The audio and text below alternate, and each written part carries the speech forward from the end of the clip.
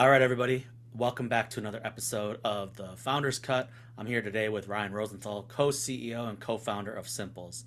I've had a chance to get to know Ryan and his brand for a few months now. Got introduced from a mutual acquaintance over at Generator, and I've enjoyed learning more about their journey, and I wanted to have them on. So, Ryan, thanks for doing this. Before we jump into the story about Simples, let's start with the story of yours, right? Like, what brought you to becoming a co-founder of your own startup? Hey Adam, yeah, happy to be here. Excited to talk about our journey. And my journey started at General Mills. Right out of college, went to work at General Mills doing supply chain work. Worked in Missouri for 2 years at a production facility, and then worked at 2 years in Golden Valley at on one of the business teams launching new products. So um, was it have been in food for a while now. That's obviously the total opposite end of the spectrum of what we're doing now in terms of um, scale and where they source and quality of food. But at that time, I read a book that changed my life. It was called Omnivore's Dilemma, written by Michael Pollan, and It's on sent my me. bookshelf back there. I have it too. So read the That's same book. awesome. Yeah. So that sent me on a down the rabbit hole of learning way more about food than I ever imagined, um, and really got me very excited about what was possible in terms of affecting people's health and ultimately thinking about this idea that convenience shouldn't require a trade-off. And what I mean by that is I think, and fundamentally we believe at Simples, that convenience food should be really delicious, should be good for you, and it should be good for the planet. And that's certainly not what we were seeing back when we started Simples, and it's still hard to find today. So you said three things in a row that generally mean a price premium, right? So good for you, tastes good, and what was the last thing you said? Good for the planet. Yeah, good for the planet. So, when I hear those three things, I think markup, markup, markup. How have you? So how did you tackle that, right? Because I think doing those things and providing it at an affordable price back when you started was probably really really challenging. It's probably less challenging today, to be honest, because everything's expensive. So like what made you think that? Yeah, I want to take my expertise, my time, my knowledge, maybe even my money to go after this wild ride. Well, I definitely think, I mean, we were 25 when we started the company. So, first and foremost, incredibly naive about how difficult it might be to achieve what we wanted to achieve. But at the same time, we've been really successful with. So, for example, some of the work we do is we make all of our food in-house, our own production. That allows us to do direct relationship, direct sourcing with farms, which helps quite a bit with margin and price point. And so it's work like that, in-house sourcing and production and delivering ourselves, that allows us to deliver food that achieves those pieces in a relatively affordable price point. It's all relative too in food. You can spend a lot of money at McDonald's. That's the reality if you want to. And so by us delivering in large quantities and vertically integrating the supply chain, we can, on a per meal basis, be pretty competitive with a lot of, especially the fast casual food offerings in the market.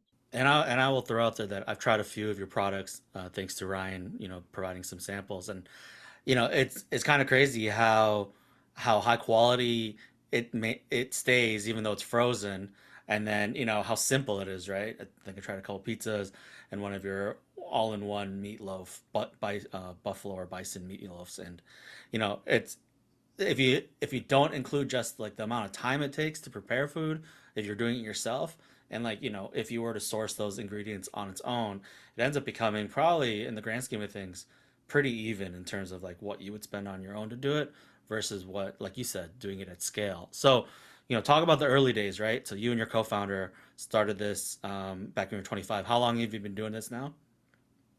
We are in our ninth year. Okay, Um, so almost a decade now. When you first got started, What was that like? You know, how uh where did you start? What did you do? We started somewhat of a cliche at the kitchen table. We, my co-founder Mike and I were living together at the time, rooming together, and we ended up writing this business plan at night after our day jobs. And so we did actually write a formal business plan, and then we went out and solicited banks for a while. And we were able to convince a local bank uh, to finance our first store. And so we actually started our journey as a brick and mortar concept. And the idea at the time was to say, hey, we could take a 7-Eleven type small corner market and make it feel like Whole Foods. Again, with this premise of delicious, good for you, good for the planet. And so with that business plan, we were able to get the bank loan. Mike and I contributed money down payment money for collateral for the bank, and we got off the ground. And first store was in the downtown Minneapolis Skyway, and then we were able to from there scale up to two more locations, one more downtown Minneapolis and one more at the U of M campus. And then the pandemic happened and completely changed the business model. So is the model now completely lacking brick and mortars? Correct. Yeah, we ended up closing our stores. And through the journey of all of that, the reason we had to close the stores was essentially because all of the locations were in exclusively commuter driven areas. And that traffic shut off within a week. You know, we went from our normal run rate, which was really strong on a sales per square foot basis, to $0 in sales in a 1 week period. But out of all of that came us essentially liquidating inventory. We repackaged soup and launched our new business as an e-commerce delivery concept for convenient meals at home. Tell me a little bit about where you're at today in terms of KPIs, traction. Like, how's the business doing? Well, we've done with our new delivery model, we've done almost $2 million in sales in the Twin Cities so far. Been able to drive super strong average order value, which is key in delivery business. Got that up to $115. Um, the margins are looking strong. We get 54% repeat. So most people come back after they try it the first time. Do you know an industry average? Are you above, below, at even with an industry average on repeat sales? Yeah, typically it looks more like the 30% Okay, range. So okay. we're feeling pretty good about it. Sure, sure. That's exciting. You know, are you exclusively only servicing the Minnesota market at the moment? Yep, we are just in the Twin Cities so far, focused on doing it really well here. We think there's a lot of upside, just continuing to grow locally here, but we certainly have grand ambitions. We think we can do really well expanding in the Midwest here, first and foremost, you know, work in our backyard and create a really interesting business um, locally, and then in the Midwest, and then eventually head out from there, you know, into Sure. national expansion. Got it. No, that makes a lot of sense. You know, as you look at expansion opportunities, how far in the future do you think that's going to be? I think that we will stay focused on the Twin Cities in Minnesota for sure, another year. But I think once we get out past that, we'll be looking strongly at how can we get into our first forays into some of the nearer Midwest cities, and then in a matter of 3 to 5 years, be looking further out in the Midwest, and 5 years and out beyond that. So, how quickly was the pivot once the lockdown started? Did you need some time to get your feet back under you? So, I guess I'm trying to figure out how many years or months has it been since you went with the full direct to consumer model? It happened really fast. We closed the stores down for what we thought was going to be temporary at that time because no one Right. really knew what was going to happen. Um, we launched the delivery business 3 weeks later.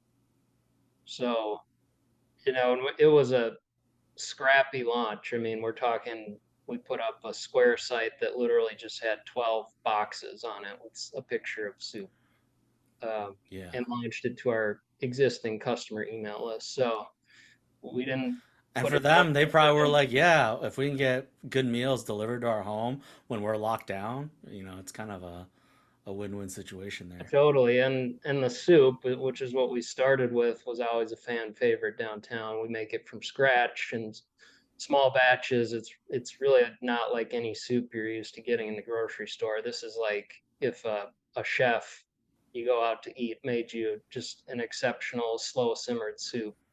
Love That's it. what you're getting delivered. Love it. What were like if you maybe we don't need to go back to the old startup because it feels like a rebirth almost. With the new startup, what's been your biggest hurdle, right? Since you had to completely revamp the strategy and the business model. The business model that you started with probably got used as fire starter at some point now in the last 3 years. But you know, yeah, I like to. I think that there's some founders that listen to this, so if you're giving advice to someone that's trying to jump into the space, what were some of your biggest hurdles that you'd face in the early days? Well, I think we knew how to make food well and at a high quality, and we knew how to source it. So a lot of those things were kind of second nature to us at this point. But fundamentally, we had to learn a new logistics component of how to run efficient deliveries around the metro, and then we had to figure out how to become an e-commerce retailer. So uh, and do all that during the pandemic. So uh, definitely challenging in from that respect. And I would say that probably the biggest learning for us has now been digital marketing, just understanding how to reach people and get into the world of um, targeted marketing. Our model before depended a lot on foot traffic, so we were doing basic marketing like we'd sit, outside and sample food, and who doesn't love eating food samples? So we did pretty well capturing traffic through somewhat basic marketing tactics and definitely word of mouth. And we still get really good word of mouth, but at this point now we're really trying to scale up the marketing component. And so I do tons of listening to podcasts myself and those areas and trying to learn from peers as much as possible that can, especially peers that are ahead of us a stage or two, maybe have been in the game longer that I could learn from. Yeah, in a similar parallel to peers in terms of just like types of industry people or experts or partners, what are the types of folks that you're trying to connect with these days? Um, yeah, well, a lot of people that run e-commerce businesses that are, maybe have no food experience, but have tons of experience in growing and scaling e-commerce businesses and the marketing side of it, for sure. We also connecting a lot with people in the regenerative agriculture space, which may be new to a lot of people, that term. But essentially, you can think of it as farming in nature's image. And, what the end result of that is very super beneficial to wildlife, to your health. It's more nutritious food, um, water quality, and actually stores carbon, which is we all know a huge deal right now. So I'm connecting with people in that space heavily. Um, we've got a person locally here who I met used to work at General Mills. She's absolutely phenomenal and is helping us study the wheat on our pizza uh, that we use for our pizza crust. She is currently leading a study with her business called Merge Impact on why the practices of regenerative agriculture produce more nutrient dense food. So we're Yeah. getting those results this fall, which is super exciting. Yeah, I think the US is progressive in a lot of ways, but we're slow in some, and this is one of them, right? You look at other countries that have preserved, national parks, and they've done it alongside the farmers that are right next to those boundary areas and saying, "Hey, look, this is a win-win situation. If you grow these types of crops, we'll subsidize and provide you policy backing to help you, but it also help in all of the ways that you talk about, right? Um, carbon traps, water quality, better longer lasting nutrients for the soil, all that kind of stuff, right? And so, if there's any policymakers that are out there, that's one of those areas where I think we still can do a lot more work as a country, and obviously state by state too. So that's very cool that you're thinking about it from that angle, because I give it the next 10 years. I think one of the most finite resources we're going to see is going to be water, right? And water rights in the Colorado River Basin and all those areas.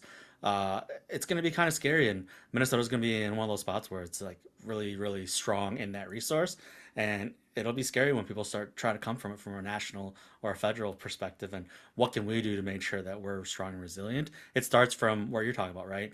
The resources that we're harvesting and growing to create the foods that we're doing, and doing it in a more sustainable manner. So, I think you're at the right place at the right time. It's just a matter of like, can you hold on long enough to come out the other side of it, right? Yeah. Um, you know, what would you say? Part of this is like I'm trying to get you um, to catch the attention of the right advocates, the right investors, the right partners, right? What is your superpower between you and your co-founder that's gotten you to the point where you are today, where you've survived for 9 years, right? And I like calling it surviving, not because you're doing poorly, but if you're a startup founder, they talk about a lot of things like scaling and growth, but oftentimes I think it's just purely about survival. So, what's been your superpower to survive as long as you have? Well, I think I mean, it tails in to what we just talked about. I mean, I talked about earlier the Omnivore's Dilemma, which was that book that changed my life and how I think about food. Another book that changed my life again was one that I read right when the pandemic started. It's called Dirt to Soil. It was written by a rancher in North Dakota who completely changed his farming practices to regenerative out of necessity because of all crazy weather events and issues on the farm that he was dealing with. And that just completely blew my mind on what was possible in food and agriculture and for humanity and for wildlife and etc. But that's what keeps you going. Like for me, I'm just hell bent on making this a reality and playing some small part in helping that form of agriculture scale up. And I want people to again not have to sacrifice when they need convenience. I just don't think that that should be the norm. And your freezer, we all know the freezer aisle of the grocery store is full of junk. It's full of low quality, not very tasty food that's full of nasty chemicals, preservatives, etc., that just are and too much salt that are just not helping humans live their best life. And so for me, it's like that higher level thing of like we're going to make this a reality and bring it to market and scale it up. Really, I think is the thing that keeps you going through the worst of times and the most difficult. Yeah. Well, you Yeah. can tell that there's been a shift from the larger corporations.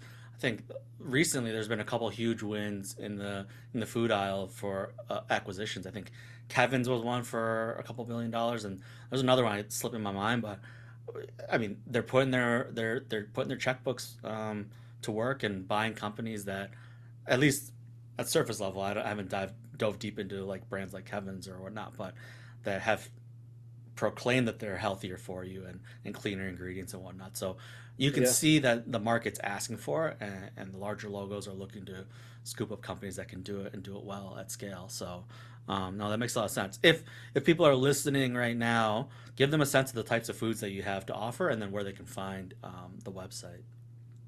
Yeah, so we simples.com, simpls.com, no E, which somehow we made the name Simples complicated. It's always an internal joke for sure. Um, but yeah, we order online, delivered directly to your door. You can stock your freezer up with easy stuff, easy options that are good for you and the planet. And the options started with soup. We then launched pizzas a little over a year ago, and these aren't your standard frozen pizza. This is like Pizzeria Lola level, best wood-fired pizzeria in the city, but in your freezer at home. And I say that quite literally. The executive chef from Pizzeria Lola we hired as our director of kitchen ops, and he's absolutely phenomenal. So, and last fall we launched entrees. So you can think of anything from chicken fajitas to a mostaccioli pasta bake. And again, all these things you're just turn your oven on, heat, and eat, and enjoy it. Yeah, and I'll just give it a good plug. I've tried two of the pizzas. They are as good as your oven will let it be, right? So, yeah, I've got a basic oven, but I could only imagine if you had a fancier oven or like a baking stone or whatever that you can have them come out looking like they just came out of the wood fire oven, like you mentioned. And then I tried the bison meatloaf, which is fantastic for one huge reason, which is like there's no cleanup afterwards really outside of the plates that you put it on for whoever you're serving it to. But the amount of time you spend prepping and then breaking down at the end of a meal, that in itself takes just as much time if not more than to actually like enjoy it. So just convenience factor alone, if you're looking for that but not sacrificing quality or taste, I think it's a good opportunity for people to try it out and see if it's something they want to treat themselves to once a week or whatever. Yeah, um, and I think the important thing to think through there too is that it's something like 40% of the food produced is gets wasted, and a lot of that waste happens in our own fridges where you just don't get to food before you eat it. oh So yeah, on Fridays I'm looking through the fridge and going, what do I need to eat before it goes bad? So right. yeah, I hear you. And so in addition to the freezer being a place that should be a good tool for us for preserving food without junk in it, it also helps you avoid wasting food. And Yeah, yeah, and if you think about 40% of waste, and you say an average person might spend $100 a week on food, it's $40 a week, right? I know that's pretty rudimentary math, but to give people a imagery anyway, it's like that's a quarter or not quarter, half a tank of gas for some people, right? So if yep. not more. Um, what do you have coming up on the horizon that people should keep an eye out for? Whether it's new markets or new products, anything that's fun that you want to kind of throw out there and highlight? Well, one thing that's super exciting is we just last Friday launched a pasture raised meats category. So you can buy chicken, beef, bison, um, to cook at home. And I'm really excited about adding that offering in for customers because a lot of our customers still love to cook. They buy our convenient stuff for the crazy nights, but they still love to cook. They're really passionate about food, and so we just got that off the ground. They're very unique offerings. Like our chicken is organic, pasture raised, uh, raised in Northfield, so it's local. And Yeah, I think that's huge, right? I think we're supporting local. It's all vertically integrated in the state of Minnesota, I think, right? For the most part. yep. Yeah, okay. And so how have the farmers reacted to all of this? Like what are their thoughts to working with you versus maybe some larger logo that, you know, is they're just another cog in the machine?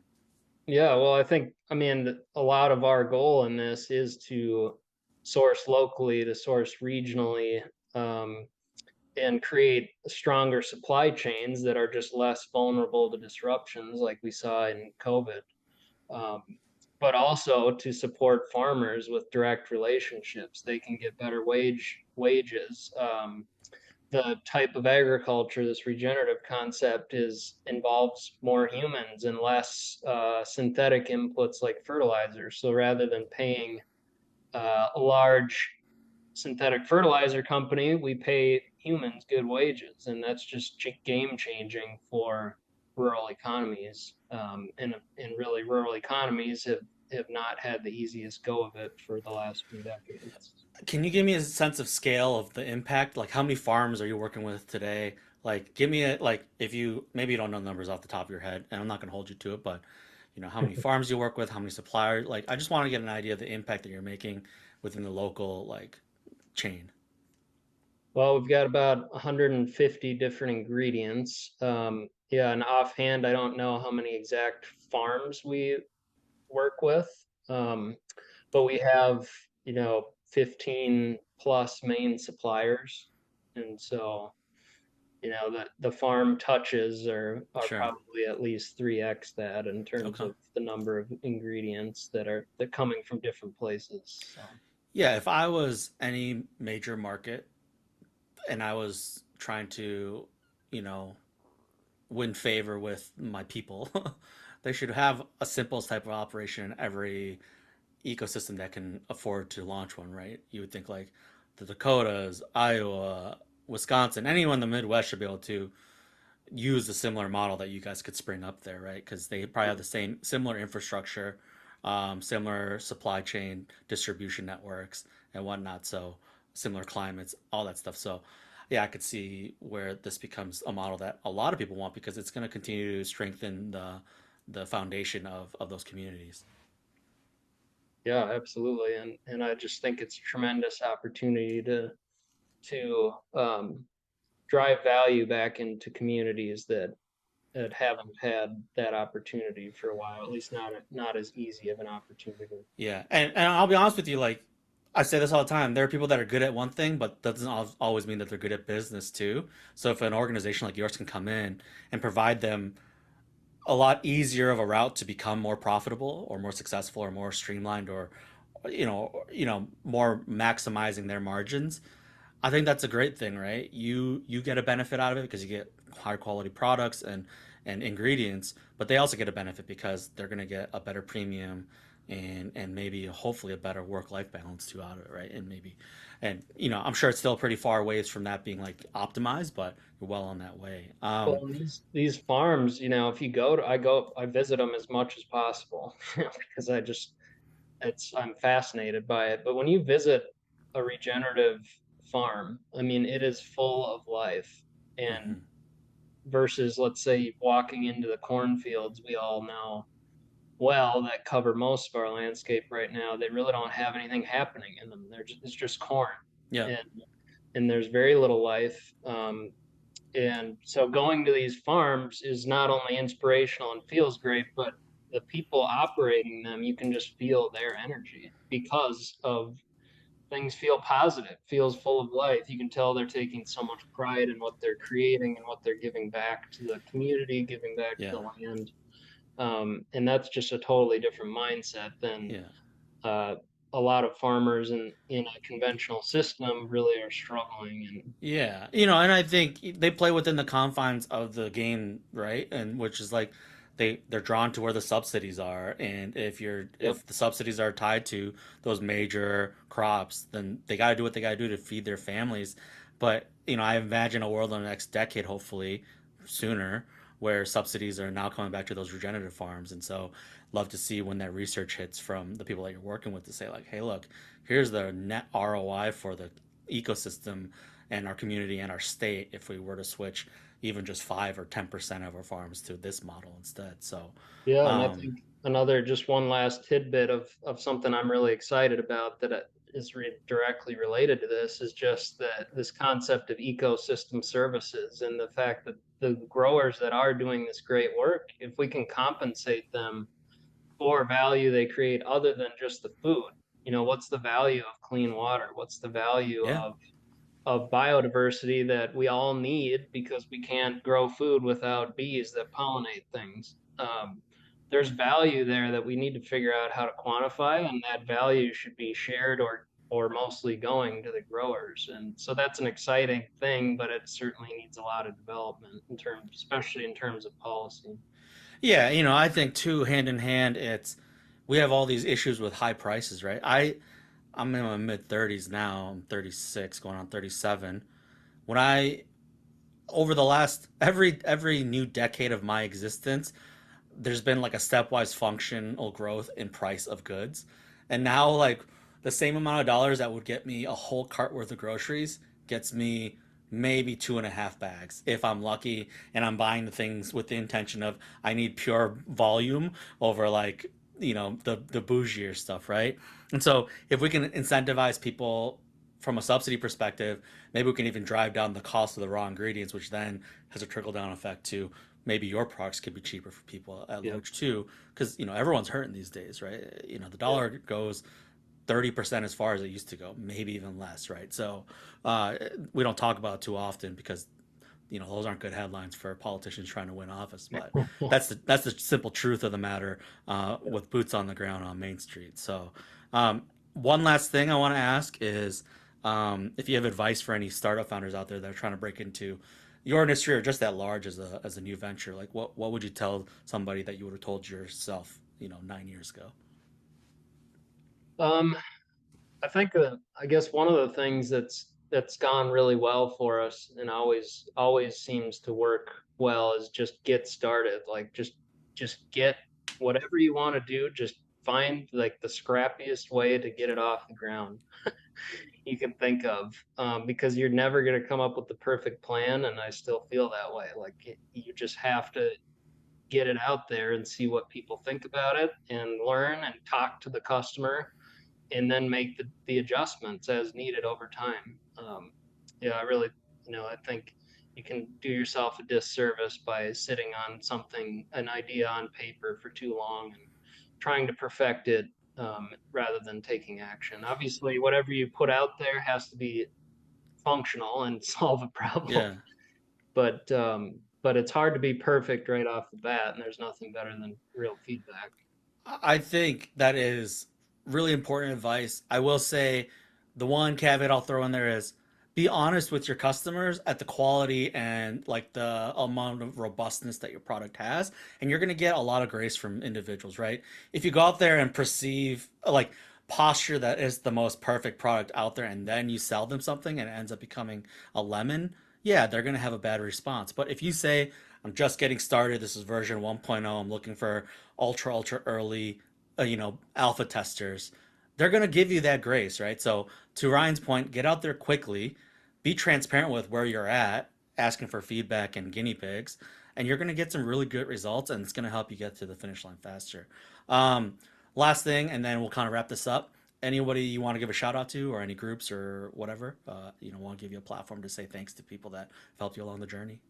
Yeah, well, we've had great supporters, all along, mentorship, investors, and we've got obviously an incredible group of growers. That's the opportunity here to do what we do is pretty amazing, but it wouldn't exist without the people doing the hard work growing food. So, yeah, I just think that we try to do this as much as we can, and we should do more of it. But highlighting individual farmer stories, like I mentioned, the chicken, the tree range farms, one in particular. If anyone's going to go research one vendor of ours that we use and really see an interesting story, tree range chicken, check it out. Rehi, who runs the company and the farm, is a Guatemalan immigrant. He's got an unbelievable story about raising chickens in their jungle-like habitat where they originated, and it's really fun to think about. So, but again, there you go, huge example where if they weren't figuring that out and doing that hard work, we couldn't do what we do. Something I thought of that would be cool to see in the future is, CSAs were all the rage for quite a while, like community supported agriculture. It still is, but I think it had a really strong moment in the sun not too long ago, like right before COVID hit. And I'm sure people still do it, but I hear less and less about it. But it'd be cool if there was a way in the future to buy directly from your vendors too, like raw ingredients, eggs, protein, produce. And that's kind of what you're building out right now. And I think that would be just as nice for me to know existed because I go to a grocery store and I buy products that are organic or whatever, and but they ship from across the country, and it's like why am I doing that when I could probably get it from the farm that's just 20 miles away if I wanted to. I just don't have the resources or the time or the networks to do it, right? So Yeah. very cool to see that next frontier kind of come into fruition.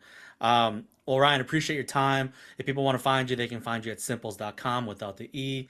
And I'll be sure to put all that information that's relevant in the episode when I drop it. Yeah, any last words? Um, no, just check out our website. If you're tired of eating junk food, that's when you need easy foods. It's a whole new frontier we're put together, and excited to take the next steps and bring everybody better options.